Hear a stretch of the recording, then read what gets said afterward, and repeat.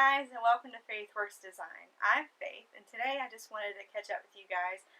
I put out a post on a certain social media and asked, what can I do to help out with sewing and encouraging you guys to get started, how to make my videos better, and stuff like that.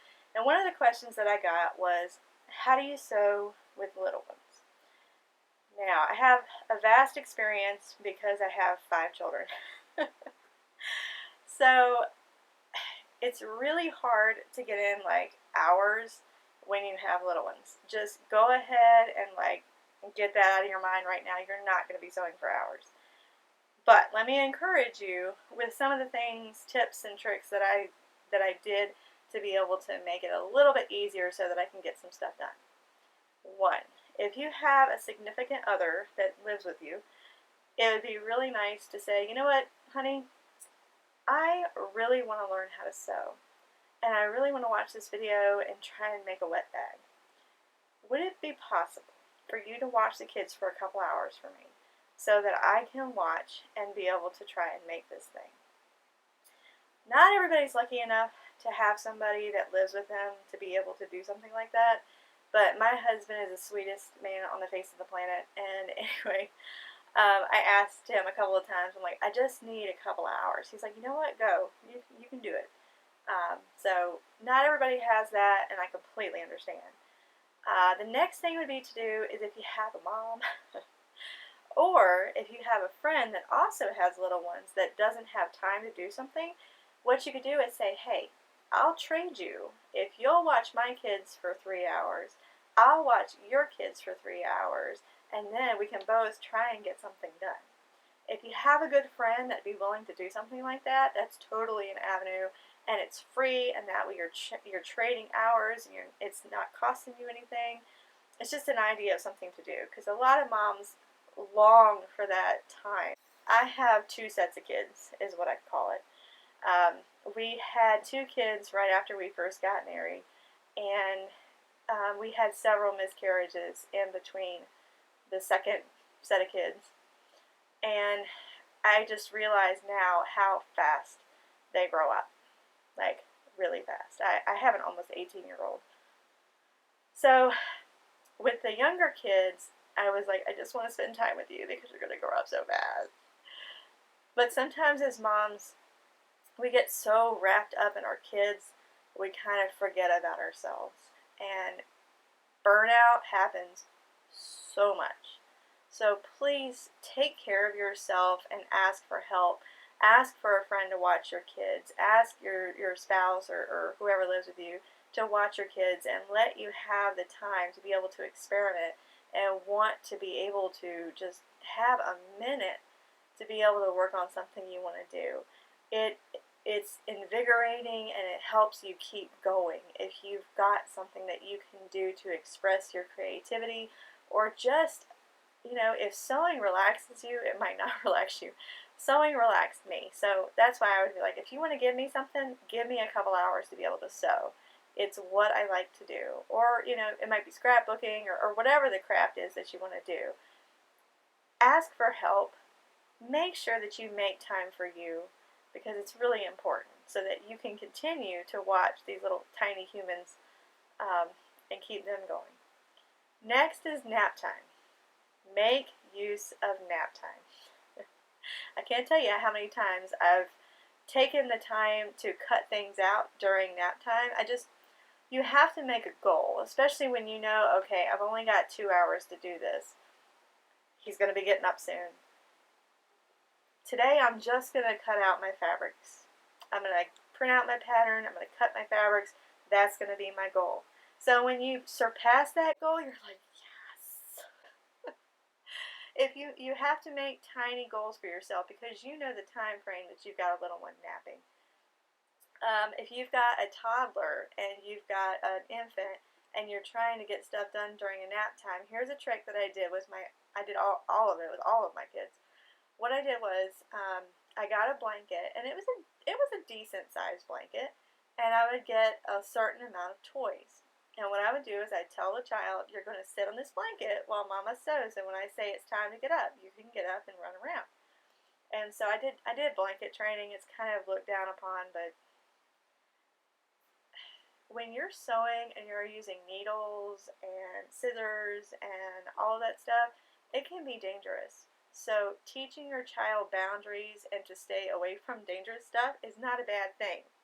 So with all of my kids, I put a blanket down on the floor, I gave them some toys, and I taught them to sit on the blanket while I sewed. Start small, 5 minutes, 10 minutes, and so on. I wouldn't go any longer than 30 minutes because it's hard for a little one to sit still. Our last one gave me a fit, and I never thought he would get trained. Oh my goodness, I never thought he would get trained. But if you're consistent and patient, patience is going to be the biggest thing. Like I said, our last one, I never thought it was going to happen. There will be crying, there will be tears, and it probably will be from the two of you.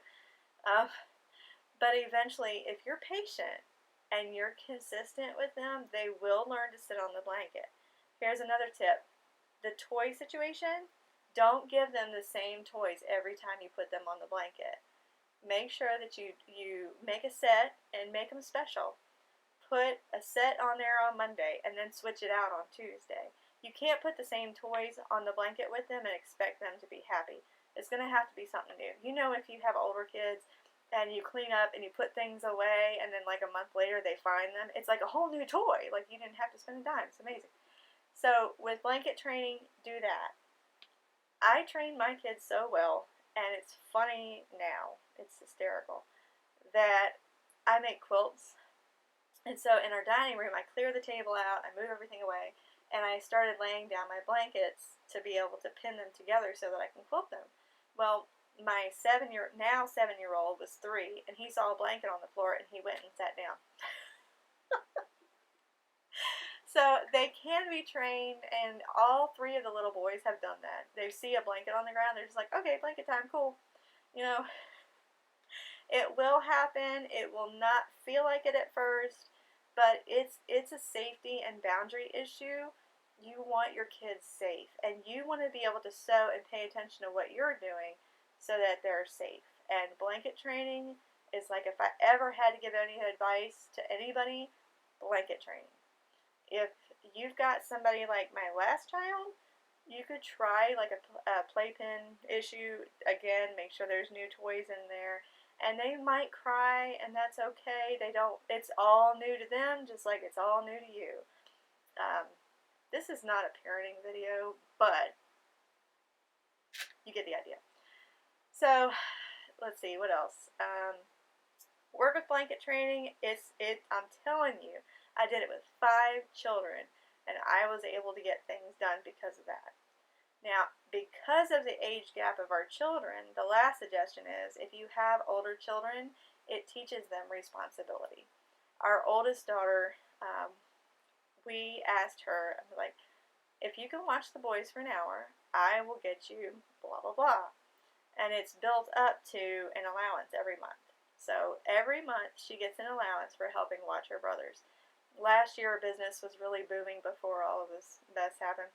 And I told her, I was like, you have watched the boys a lot. You're going to get a bump in your allowance.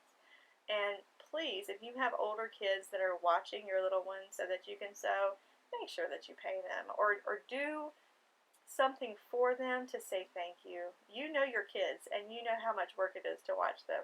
So make sure that you bless them in some way for being able to watch your kids for you so you can do what you want to do. That's another way that's really helped. I would not have gotten through this year without my daughter helping me out with them, and I appreciate her so much that she gets a big allowance now. So do that.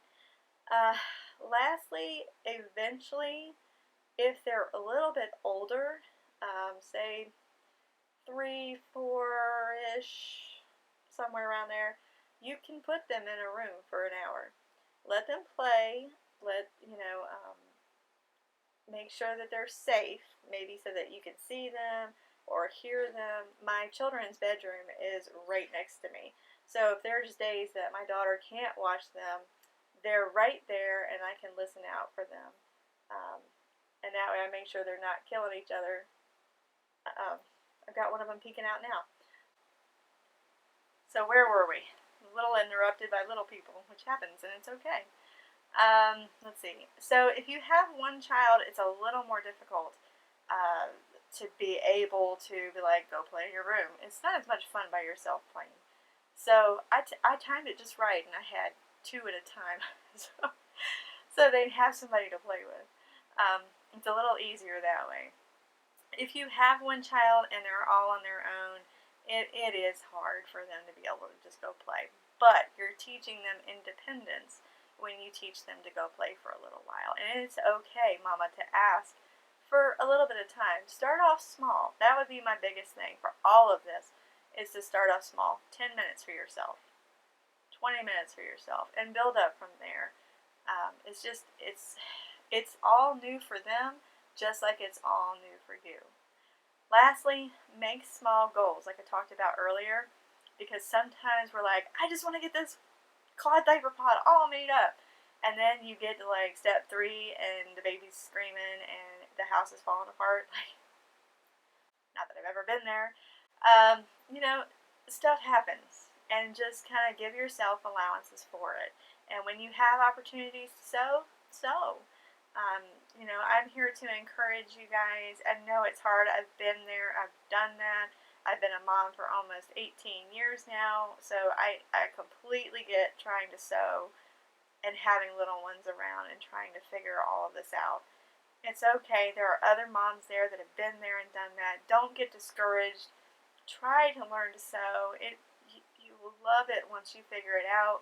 Once you get some time to yourself, it's so important for you to get time for you, because we need it. We sacrifice our bodies for 9 months, and then nursing and all of that stuff. You need a time to be able to just relax and do something for you.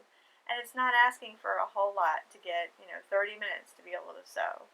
So don't get discouraged. Keep trying for it.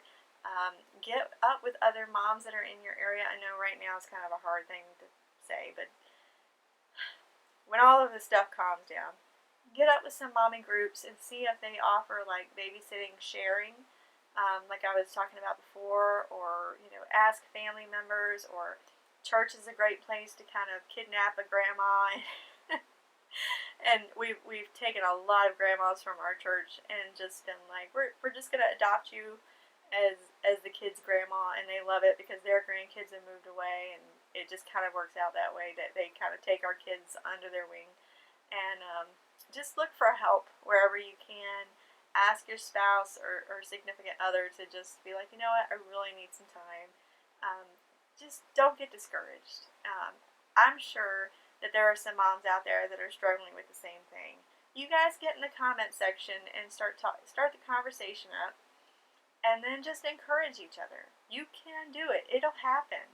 You may have to wait until they're 3 or 4, but it will happen. Start small now. If you've got an infant at home, just sew during nap time. You have to work around things and put them in your lap. The best thing, oh my gosh, a Moby wrap. Have you guys ever heard of those things? I made one myself out of some knit fabric. And what I would do is I'd put them in their little wrap, and then I would sew. Like, you got to do what you got to do. And there was times when I had them in their little wrap, and they, from conception till birth, they heard the sewing machine. So they'd sleep right through me working. You just got to do what you got to do sometimes. You just got to get creative. Oh, I'm thinking about it now. It just makes me laugh. So you got to do what you got to do. I hope that helped out a little bit. If you guys liked the video, you can give it a thumbs up. If you want to subscribe and see some more content like this or some more of my tutorials, let me know. Just hit the subscribe button. If you have any comments, you can leave them in the comments section. We can talk some more about this. If there's any other tips or anything you guys want to know about from a senior mom, gosh, that makes me feel so old. You guys have a blessed day. Thanks for visiting Faith Works Designs.